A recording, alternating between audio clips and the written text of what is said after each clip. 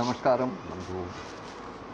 वक्रतुण्ड महाकाय सूर्यकोटिसमप्रभा निर्विघ्नं कुरु मे देव सर्वकार्येषु सर्वदा।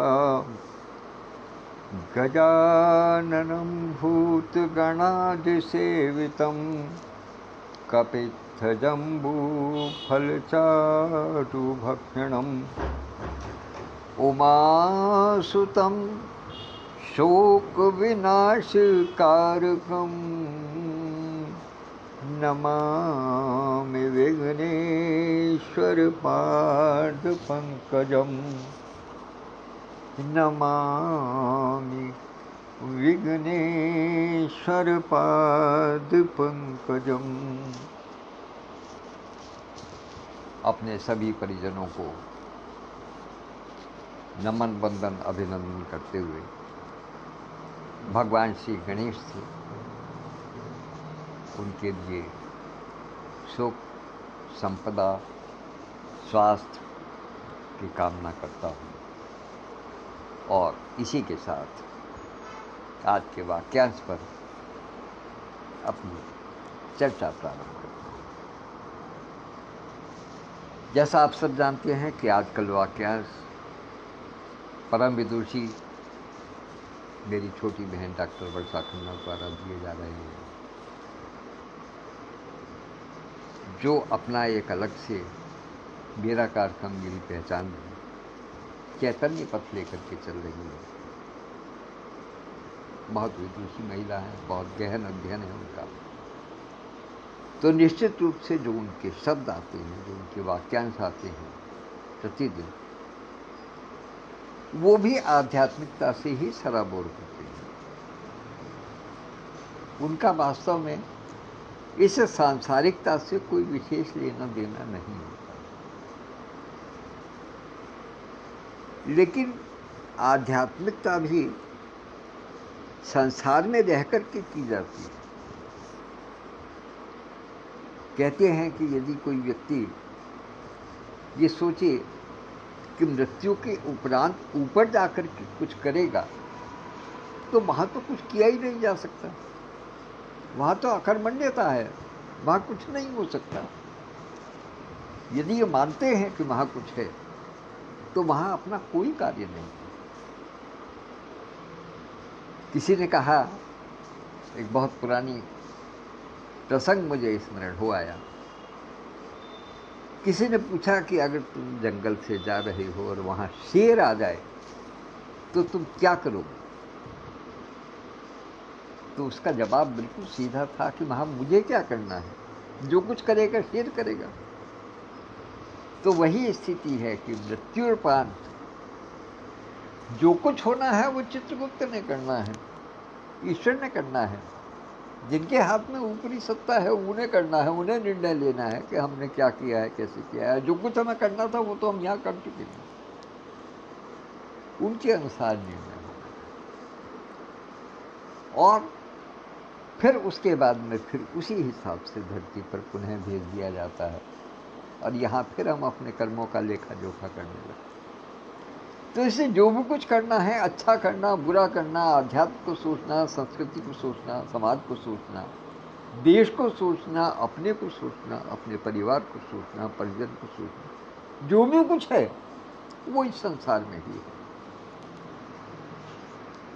बल्कि अगली बात कहूँ तो मेरा तो मानना यह है कि स्वर्ग नरक और कहीं नहीं, सब कुछ नहीं, इस धरती पर ही है। आपने देखा होगा कितने लोग कष्ट पा रहे हैं, कितनों के सर के ऊपर छत नहीं है,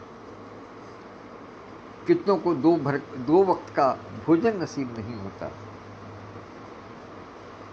और कुछ ऐसे हैं कि खाते खाते अघा रहे हैं और कई कई महल दुमहले बने हुए हैं उनके। इतने इतने महल बने हुए हैं कि वो एक दिन में सारे कमरों में से घूम नहीं पाते हैं। ऐसे ऐसे महल बने हुए हैं। लेकिन उसका क्या प्रयोजन है?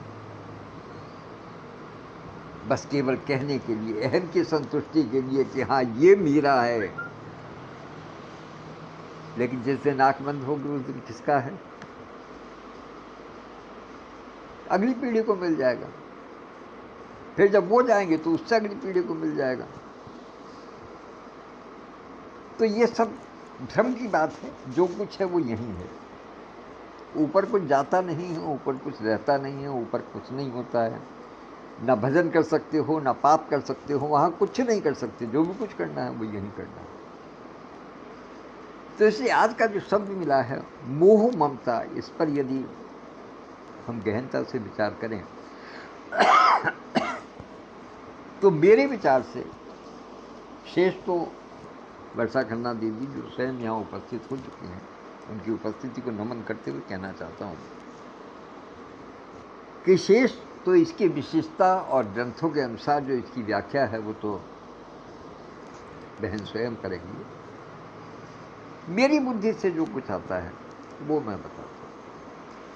मोह और ममता दोनों अलग अलग वस्तु। ऊपरी दृष्टि से देख करके ये लगता है कि शायद ये एक सी ही है। मोह का मतलब ये है कि आप किसी के प्रति लगाव रखें। ममता का भी मतलब यही है कि आप किसी के प्रति लगाव रखें। लेकिन मेरी अल्प बुद्धि के अनुसार, मेरे अल्प ज्ञान के अनुसार इन दोनों में एक अंतर है। और अंतर इनमें क्या है?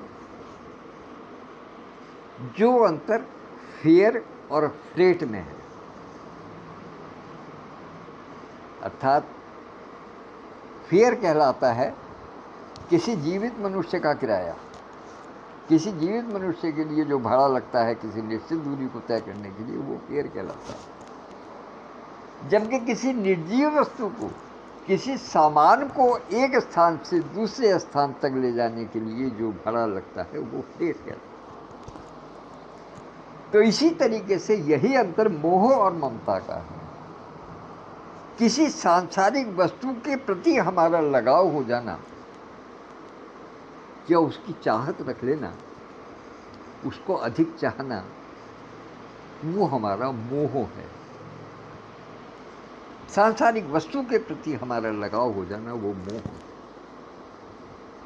और किसी जीवित वस्तु के प्रति, किसी जीवित व्यक्ति के प्रति, किसी जीव के प्रति जो हमारा लगाव होता है उसको हम ममता कहते हैं। माँ की ममता होती है, माँ का मोह नहीं होता। मोह हमें किसी निर्जीव वस्तु के प्रति हो सकता है, लेकिन ममता किसी जीवन के प्रति होता है। यही मेरी समझ में आता है जो मोह और ममता का अंतर है। हालांकि दिखाई दोनों लगभग एक चीज देती हैं। मोह में भी यही है कि हमारा लगाव है उस वस्तु के प्रति। मोबाइल अगर खो जाए तो हमें मोबाइल से ममता नहीं होती, हमारे मोबाइल का मोह है हमको। ममता हमें अपनी संतान से होती है, ममता हमें किसी जीवित व्यक्ति से होती है। और मोह, वास्तविकता यह है कि ये साथ साथ तीन शब्द चलते हैं। इन दोनों की डोर जो है वो लोभ के हाथ में है। जब मनुष्य को किसी चीज की चाहना कम होती है, जब उसको लोभ होता है कि ये अमुक वस्तु मुझे दिखाई दे रही है, यकायक उसको मोह नहीं होता, पहले उसको लोभ होता है कि मुझे इसको प्राप्त करना चाहिए, या ये किसी दूसरे के पास है तो मेरे पास भी होनी चाहिए। वहां मोह नहीं है, वहां लोभ है। और जब आपके पास चीज आ जाती है तब आपको उसका मोह हो जाता है कि ये हमसे छूटे नहीं। अब हमने इसको पा तो लिया है, लेकिन ये हमारे पास से अब जानी नहीं चाहिए, इसका विछोह नहीं होना चाहिए। ये मोह है। और हमारे मन में एक लोभ हो कि हमारे घर में एक संतान हो। सब कहते हैं कि संतान होना आवश्यक है, प्रकृति के चलाने के लिए, सृष्टि के संचालन के लिए ईश्वर का वरदान है किसी संतान का होना। जिनको नहीं होती है, जो निसंतान रहते हैं, वो कितना दर दर भटकते हैं। कहीं किसी भगवान के मंदिर जाते हैं, कभी किसी देवी के मंदिर जाते हैं, कभी किसी साधु महात्मा के पास जाते हैं, कभी किसी टोने टोटके वाले के पास जाते हैं, कभी किसी मज़ार पर जाते हैं, कभी किसी दरगाह पर जाते हैं, कभी किसी सूफी संत से बात करते हैं, कभी किसी से झड़वाना फंकवाना और न जाने क्या क्या, डॉक्टर के पास जाते हैं, वैद्य के पास जाते हैं, हाकिम के पास जाते हैं, कितने कितने जश्न करते हैं। किस चीज़ में? एक किस बात का लोभ है? लोभ इस बात का है कि हमारे यहाँ संतान, और जब वो जीव हमारे घर में, हमारे परिवार में एक अंश बन करके आ जाता है, तो फिर उस पर ममता हो जाती है। फिर मोह नहीं होता है, फिर उस पर ममता होती है। क्योंकि जैसे मैंने बताया, जीवित व्यक्ति के प्रति, जीवित प्राणी के प्रति ममता और निर्जीव वस्तु के प्रति मोह। तो इसलिए मेरी अल्प बुद्धि में तो इतनी सी ही बात समझ में आती है। बाकी तो सब बातें हमारी वर्षा बहन स्वयं बताएंगी, क्योंकि वो विदुषी भी हैं, उन्होंने अध्ययन भी किया हुआ है और उनके पास इस समय पुस्तकों का भी भंडार है। वैसे भी उनका अध्ययन बहुत है, मैं जानता हूँ। डॉक्टरेट की हुई है, पढ़े लिखे परिवार से हैं, सज्जन भद्र परिवार है। वो एक बार देख करके, एक बार बात करके समझ में आ जाता है। मैं उनको बारंबार नमन करता हूँ, प्रणाम करता हूँ। और निश्चित रूप से और किसी दिन भले ही ऐसा न हुआ हो, लेकिन आज मैं निश्चित रूप से इस बात का प्रयास करूंगा कि दोपहर 12 बजे जिस समय इनका शब्द पर, वाक्यांश पर अपना वाचन होगा, तो मैं अवश्य ही सुनूंगा। क्योंकि आज मैं भ्रमित हूँ। वास्तविकता यह है कि आज मैं भ्रमित हूँ। हकीकत में मुझे आज समझ नहीं आ रहा है कि मोह ममता की जो वैदिक व्याख्या है, जो शाश्वत व्याख्या है, वो क्या है, और हमारी वर्षा बहन उसके किस व्याख्या के आधार पर उन्होंने आज के शब्द दिए। तो मेरा उनसे निवेदन है कि वो जिस समय इसकी व्याख्या करें, तो यदि 12 बजे कर रही हैं तब तो कोई बात नहीं है, लेकिन यदि समय इनका कुछ इधर उधर होता है तो अवश्य सूचित कर दें। पटल पर न डाल सके तो भले ही फ़ोन करके सूचित कर दें, लेकिन आज मैं निश्चित रूप से इनके वाचन को लाइव में सुनना चाहता हूँ। आशा है मेरा अनुरोध स्वीकार करेंगी, क्योंकि इस समय उपस्थित हैं।